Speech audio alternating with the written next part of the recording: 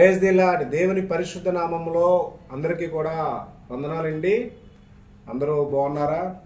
ప్రతిరోజు మనం అందరం కూడా ఈ మాదిరిగా ఉదయకాల సమయంలో కలిసి మనము దేవుని మాటలను ధ్యానించుకునే క్రమంలో సమస్త జనులందరూ కూడా మరి ఆయన ఆజ్ఞ ప్రకారం నడుచుకోవాలనేది దేవుని కోరిక. మనము ఆయన ఆజ్ఞను మనము క్రమంగా నెరవేర్చే వారముగా ఉండాలని నేను మనస్ఫూర్తిగా కోరుకుంటున్నాను. మరి అదే విధంగా మన యొక్క రక్షణ వాక్య కార్యక్రమాన్ని, ఈ యొక్క ఆన్లైన్ సువార్త విధానాన్ని ఆదరించి అనేకుల మందికి ఈ సువార్తను తెలియజేసే క్రమంలో మన ఛానల్ని సబ్స్క్రైబ్ చేసుకున్న వారు అనేక మంది, వారందరికీ కూడా మరొకసారి నా హృదయపూర్వకమైన వందనాలండి. మరి అదేవిధంగా వారి యొక్క కుటుంబాలు, వారి యొక్క వ్యక్తిగత జీవితంలోని, వారి కుటుంబ జీవితాలలోని దేవుని సంపూర్ణమైనటువంటి ఎదుగుదలను, సమృద్ధిని కలుగు చేయాలని నేను మనస్ఫూర్తిగా కోరుకుంటూ, మరి యథావిధిగా ఈరోజు మన యొక్క రక్షణ వాక్య కార్యక్రమంలో మనము ధ్యానించుకోబోయేటువంటి లోకా సువార్త 6వ అధ్యాయము. గడిచిన దినాల్లో 5 అధ్యాయాలను దేవుడిచ్చినటువంటి జ్ఞానం మేరకు, శక్తి మేరకు మనము తెలియచేయడం జరిగింది. మరి నేటి దినము లోకా సువార్త 6వ అధ్యాయంలో పొందపరిచినటువంటి వచనములు 49 వచనాలు. లోకా సువార్త 49వ వచనంలో పొందపరచడం జరిగింది. మరి ఈ యొక్క అధ్యాయము సుమారుగా చాలా పెద్ద అధ్యాయం కాబట్టి దీన్ని కూడా 2 భాగాలుగా సంపూర్ణమైనటువంటి విశ్లేషణ చేయాలనే ఒక ఉద్దేశంతో 2 భాగాలుగా దీన్ని మనము మాట్లాడుకోవాలని ఉద్దేశించి మొదటి భాగంగా 1 నుంచి 26 వచనాలను ఈరోజు ధ్యానించుకోవడానికి మనము అందరము కూడా కలిసి మనము ధ్యానించుకొని మా యొక్క వాక్యం ద్వారా మన జీవితాన్ని స్థిరపరచుకునేటువంటి శక్తిని మనం దేవుడి నుంచి మనం పొందాలని నేను కోరుకుంటున్నాను. మరి మనము వాక్యంలోకి వెళ్ళినట్లయితే ముందుగా చూస్తే లోకా సువార్త 6వ అధ్యాయంలో 1 నుంచి 5 వచనాలు, వెన్నెల త్రుంచి తినసాగిన శిష్యులను యేసు సమర్థించుట. రెండవది 6 నుంచి 11 వచనాలు, విశ్రాంతి దినము ఓచ చేయువాడు బాగుపడుట. మూడవ భాగంగా 12 నుంచి 16 వచనాల్లో యేసు తన 12 మంది శిష్యులను అధికారము ఇచ్చుట. 4వ భాగంగా 17 నుంచి 20 వచనాలు కొండ మీద నుంచి మైదానముకి దిగివచ్చి జనసమూహాన్ని ఉద్దేశించి ప్రభువైన యేసుక్రీస్తుల వారు ప్రసంగించుట. 5వ భాగంగా 21 నుంచి 26 వచనాల్లో ఎవడు ధన్యత గలవారు, ధన్యతలు ఏ రకంగా ఉన్నాయన్న విషయాలు ఒక లోకా సువార్త 6వ అధ్యాయంలో 1వ వచనం నుంచి 26 వచనాలకు సంబంధించినటువంటి అంశాలు మనము 5 భాగాలుగా ఈరోజు మాట్లాడుకోగలిగినట్లయితే మనము పరిశుద్ధ గ్రంథ లేఖనాలను మనం అర్థం చేసుకున్న వారము అవుతాము. మనమందరం కూడా ఒకవేళ బైబిల్స్ మీకు అందుబాటులో ఉన్నట్లయితే ఈ ఉదయకాల సమయంలో పరిశుద్ధ గ్రంథాన్ని మీరందరూ కూడా తెరిచి చూసి ఈ యొక్క ప్రోగ్రామ్ని వ్యక్తిగతంగా చూస్తున్నవారు, సమూహంగా చూస్తున్నవారు, చూడాలనుకున్నవారు ఖచ్చితంగా బైబిల్ మీరు దగ్గర పెట్టుకున్నట్టయితే మనం మాట్లాడుకున్నటువంటి మాటల్లో ఏదో ఒక వచనం ఖచ్చితంగా దేవుడు మనతో మాట్లాడే అవకాశం ఉంటుంది. ప్రియమైన క్రైస్తవ బిడ్డలారా, మీరు ఆ విధంగా మరి దేవుడి యందు కృప పొందాలని మనస్ఫూర్తిగా కోరుకుంటూ, మరి మనం చూసినట్లయితే మొట్టమొదటిగా మొదటి 5 వచనాల్లో కొన్ని విషయాలు మనం తెలుసుకుందాము. వెన్నెల త్రుంచి తినసాగిన శిష్యులను యేసు సమర్థించుట. ప్రభువైన యేసుక్రీస్తుల వారు వారి యొక్క శిష్యులను సమర్థించడం జరిగింది. ఏంటి ఆ ఒక విషయాన్ని మనం చూస్తే, విశ్రాంతి దినం రోజు శిష్యులు చేయకూడనటువంటి పని చేశారని పరిసయ్యులు ప్రభువైన యేసుక్రీస్తుల వారి దగ్గర అడిగినప్పుడు పరిసయ్యులకు ప్రభువైన యేసుక్రీస్తుల వారు చెప్పినటువంటి సమాధానము, ప్రత్యేకంగా విశ్రాంతి దినం రోజు ఆయన ఏ రకమైనటువంటి మాదిరి సమాధానాన్ని అక్కడ అడిగినటువంటి పరిసయ్యులకు అక్కడ సమాధానం ఏ రకంగా చెప్పారన్న మాటలను మనము తెలుసుకుంటూ ఏంటి అనేది చూస్తే అక్కడ వారి యొక్క శిష్యులు ఏదైతే ప్రభువైన యేసుక్రీస్తుల వారి శిష్యులు ఒక విశ్రాంతి దినమున ఆయన పంట చేలలో వెళ్ళుచుండగా ఆయన శిష్యులు వెన్నెల త్రుంచి చేతిలో నలుపుకొని తినుచుండరు.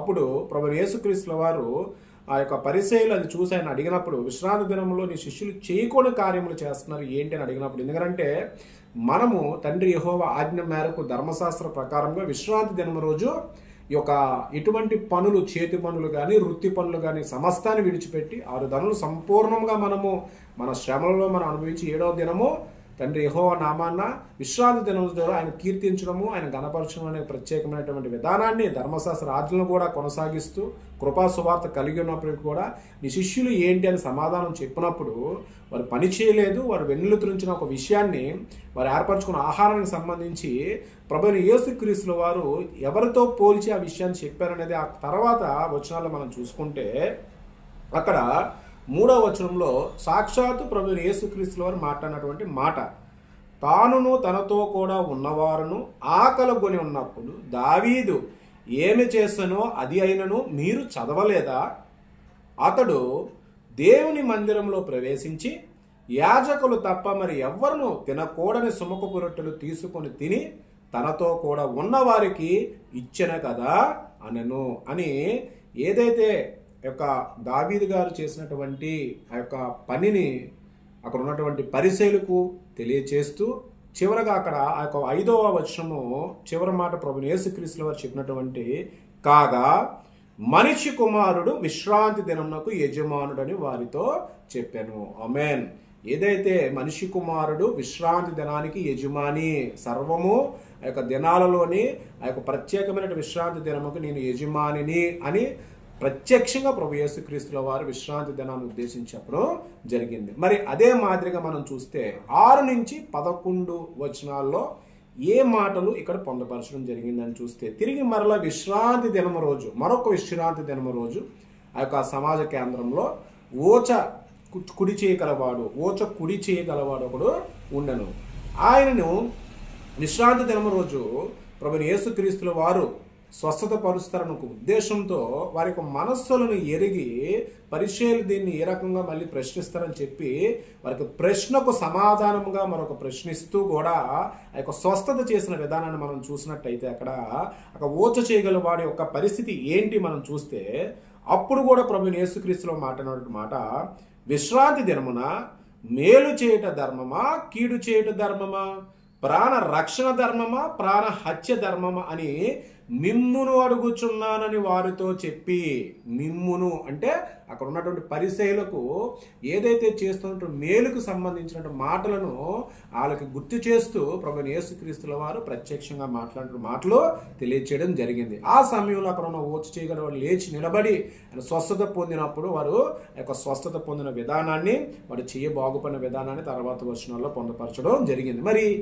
ఈ రకమైనటువంటి స్వస్థతలు చేసినటువంటి ప్రభువైన యేసుక్రీస్తుల వారి మీద అక్కడ ఒక ఎంత భయంకరమైన ఒక మాటను ఆ యొక్క పరిచయులు ఏ రకంగా ప్రభువైన యేసుక్రీస్తుల వారిని వెంబడిస్తూ నిత్యము కూడా ఆయన ఎక్కడైనా సరే ఒక తప్పును కనిపెట్టాలి, ఆయన మీద ఒక నేరాన్ని మోపాల ఉద్దేశంతో అక్కడ చూస్తే 11వ వచనంలో, అప్పుడు వాడు వెర్రి కోపంతో నిండుకొని యేసును ఏమి చేయుదుమా అని ఒకరితోనొకడు మాట్లాడుకొనిరి. వెర్రి కోపముతో అంటే పరిసయ్యులు చూడండి, వారి యొక్క స్వభావము, వారి అంతరంగిక స్వభావం ప్రభువైన యేసుక్రీస్తుల మీద వారి మీద ఏ రకమైనటువంటి ఆలోచన వారు కలిగి ఉన్నారు. వెర్రి కోపముతో వారు కలిగి ఉన్నటువంటి వారి మానసికమైన ఆలోచన కూడా ప్రభువైన యేసుక్రీస్తుల వారు ఇక్కడ మనకు పొందపరచడం జరిగింది. ఆ తర్వాత మనం చూసుకుంటే 12 నుంచి 16 వచనాల్లో చూస్తే యేసుక్రీస్తుల వారు 12 మంది శిష్యులకు అధికారాన్ని ఇచ్చుట ఏంటి, ఏ రకమైనటువంటి అధికారాన్ని వారికి కలిగి ఉన్నారు, ఏ విషయాల పట్ల ప్రభువైన యేసుక్రీస్తుల వారు చెప్పిన మాటలు మనం చూసుకున్నట్టయితే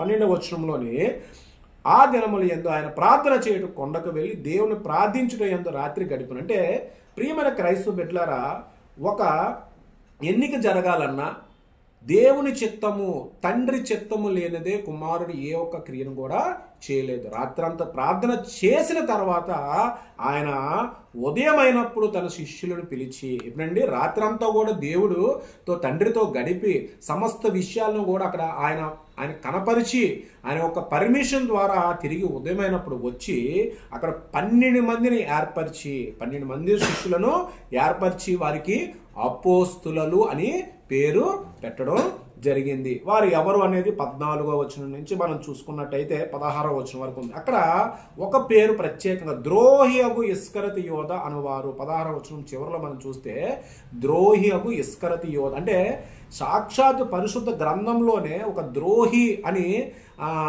ఆ యొక్క పేరును ఆయన ఇక్కడ పొందపరిచినప్పుడు అక్కడ మనం అర్థం చేసుకోవాల్సింది, ప్రభువైన యేసుక్రీస్తుల వారు ఆయన సాక్షాత్తుగా ఆయనను సిలువ మరణానికి అప్పగించేటువంటి కారణంలో శిష్యులైన ఒకడైనటువంటి యోధాను, ఇస్కరియోతు యోధానుని ఆయనకు పలుమార్లు ఎన్ని విజ్ఞాపనలు చేసినా, ఎంతో ప్రేమ కలిగి ఉండి శిష్యులతో పాటు సమానంగా చూసినా, ఇక ద్రోహి బుద్ధి కలిగిన వాడని ఆ యొక్క ద్రోహి అనే పదాన్ని కూడా తెలియజేస్తూ ద్రోహి అగు ఇస్కరియోతు యోధాను ప్రత్యేకంగా అక్కడ ద్రోహి అనే మాటను కూడా మెన్షన్ చేయడం జరిగింది. అప్పుడు అక్కడ మనం చూసుకున్నట్టయితే ఆ తర్వాత 17 నుంచి 20 వచనాల్లో ఏదైతే శిష్యులు విశ్రాంతి దినములో చేయాల్సినటువంటి కార్యక్రమాలు చేస్తూ అక్కడ పరిసయ్యులకు సమాధానం చెబుతూ స్వస్థతలు చేసిన తర్వాత తండ్రితో దేవాతి దేవుడు మాట్లాడుకునే విషయాలను తెలియజేస్తూ ఆ తర్వాత చివరి క్రమంలో మనం చూసుకున్నట్టయితే ప్రభువైన యేసుక్రీస్తుల వారు 15 నుంచి 20 వచనాల్లో జన సమూహాలను ఉద్దేశించి ప్రసంగించడం జరిగింది. మనం మత్తయి సువార్తలో మనం చూసుకున్నట్టయితే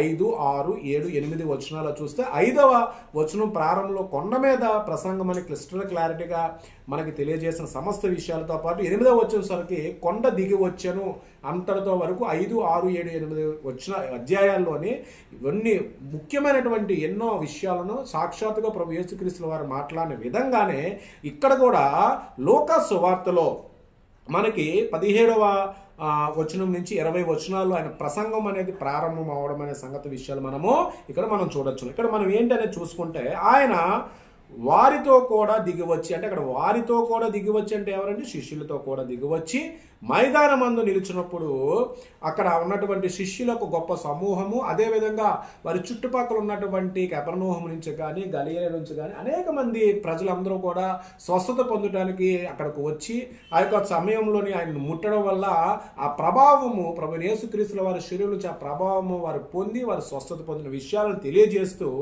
అక్కడ మనం గమనించినట్టయితే 21 నుంచి 26వ వచనంలోనే ఒక ధన్యతలు, ఏ వ్యక్తి ధన్యత కలిగి ఉంటాడు, వారికి ఎటువంటి ధన్యతలు వస్తాయి అనే విషయాలను ప్రభువైన యేసుక్రీస్తుల వారే స్వయంగా మాట్లాడడం జరిగింది. ఇక్కడ ప్రతి ఒక్కరూ కూడా బైబిల్ ఉన్నవారు ప్రతి ఒక్కరూ కూడా చదువుతున్నప్పుడు ఈ యొక్క వాక్యాలను మీ హృదయాల్లో స్థిరపరచాలనుకుని ప్రతి ఒక్కరూ కూడా మీరు దీన్ని ధ్యానించుకున్నట్లయితే గొప్ప ఆశీర్వాదం పొందుతారని నేను ఆశిస్తున్నాను. క్రైస్తవ బిడ్డలారా, చదువుతున్నప్పుడు మీరు అందరూ చూడండి.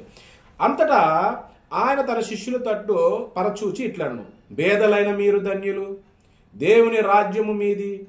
ఇప్పుడు ఆకలి కొనుచున్న మీరు ధన్యులు, మీరు తృప్తిపరచబడుదురు.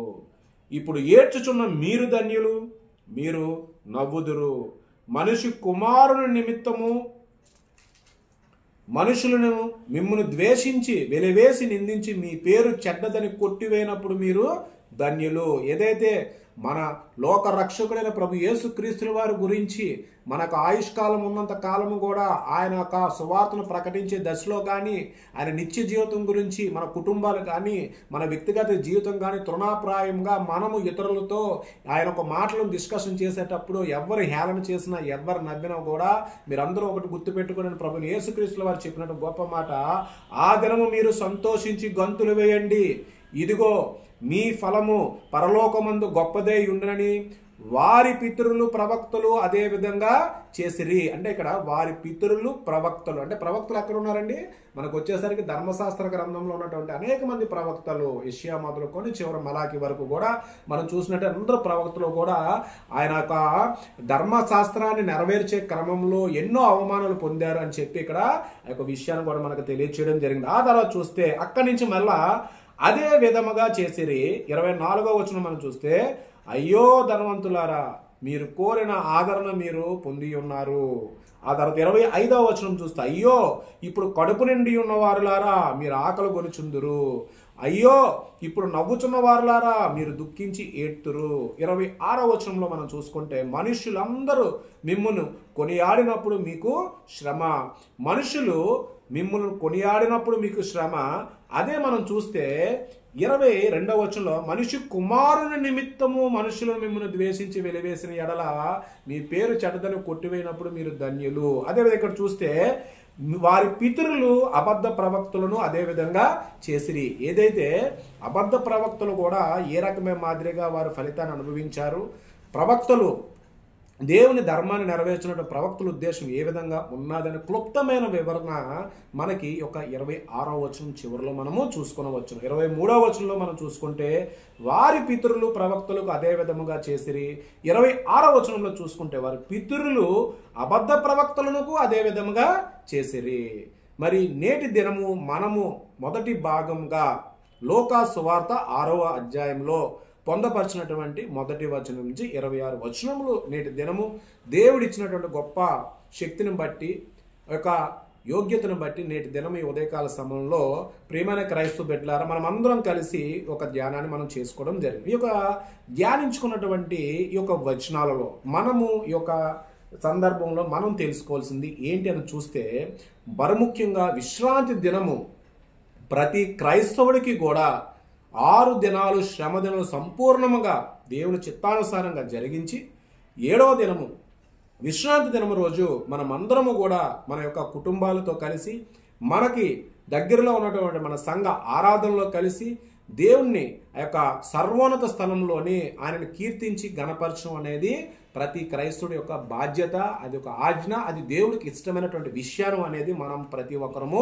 మరొకసారి ప్రభువైన యేసుక్రీస్తుల వారు తెలియజేశారు. అదేవిధంగా విశ్రాంతి దినం రోజు చేయి క్రియలలో అంటే ఏదైతే చేసాడో మంచి క్రియలను ప్రోత్సహిస్తూ అదేవిధంగా పనులకు సంబంధించింది కాకుండా చేసేటువంటి గొప్ప క్రియలు దేవునికి అనుకూలమైనటువంటి ఇష్టలైనటువంటి క్రియలలోనే ప్రభువైన యేసుక్రీస్తుల వారు వారి యొక్క విషయాలు తెలియచేయడం జరిగింది. అదే మాదిరిగా మనం చూసుకున్నట్టయితే శిష్యులను అపోస్తులుగా వారిని ప్రభువైన యేసుక్రీస్తుల వారు తండ్రి దగ్గర రాత్రికాలం అంతా గడిపి వారిని ఎన్నిక చేయడం జరిగిన విషయాలు, ఆ తర్వాత ధన్యతలు ఏ మాదిరిగా పొందుతారు, నేటి దినాల్లోనే ఆయన సువార్త కాడిని మోస్తున్నటువంటి వ్యక్తులను హేళన చేసిన వ్యక్తుల విషయాల్లో కానీ, అదేవిధంగా సువార్త కాడిని మోసి హతసాక్షులైనటువంటి వారి విషయాల్లో కానీ, వారి కుటుంబాలకు సంబంధించి కానీ దేవుడు ఇచ్చినటువంటి గొప్ప మాట, వారి ధన్యులు అవుతారు.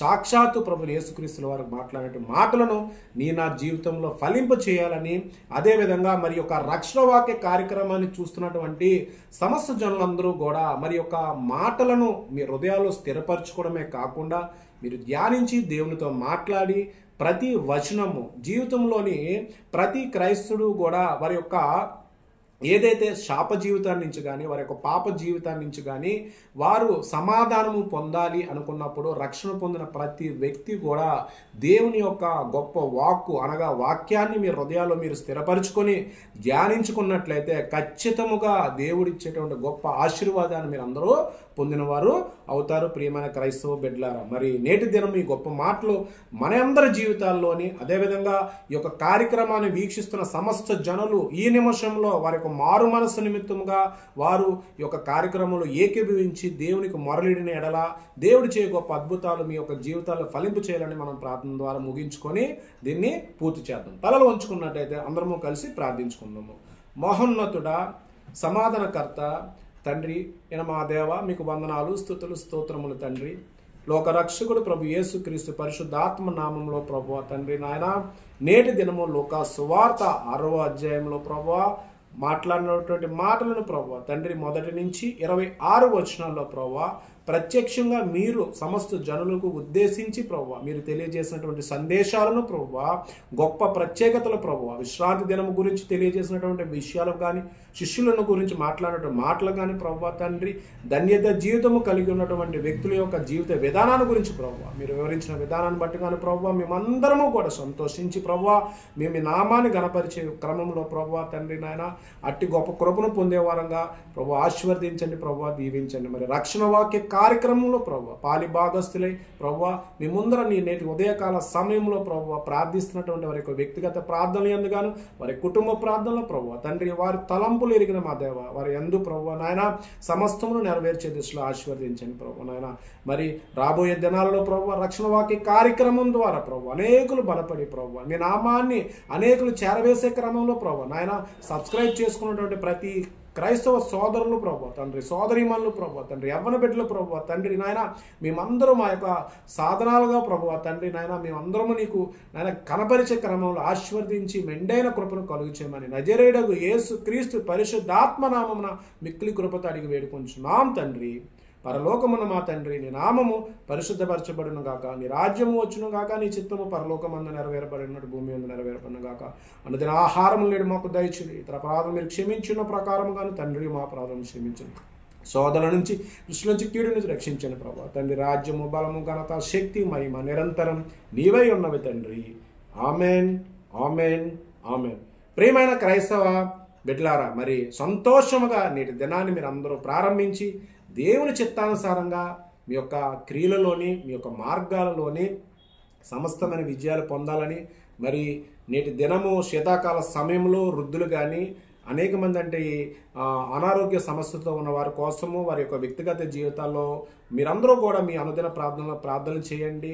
ఎవరో కూడా అనారోగ్యాల బారిన పడకుండా ఉండాలని, ఈ యొక్క కాలాలతో పాటు వారి యొక్క ఆరోగ్య పరిస్థితులు కూడా దృష్ట్యా కూడా ఎక్కడికైనా వారు సువార్తలకు వెళ్ళేటప్పుడు కానీ అనేక కార్యక్రమాల్లో పాల్పొందుకునేటప్పుడు అందరూ కూడా సంతోషకరమైనటువంటి ఆరోగ్యదాయకమైనటువంటి గొప్ప సువార్తను మీరు పొందాలని నేను మనస్ఫూర్తిగా కోరుకుంటూ నేటి దినము మరి ఈ యొక్క కార్యక్రమాన్ని సంతోషంగా మీరందరూ కూడా విన్నారని నేను ఆశిస్తూ మరొకసారి రక్షణ వాక్య కార్యక్రమం ద్వారా మీ అందరికీ కూడా వందనాలు.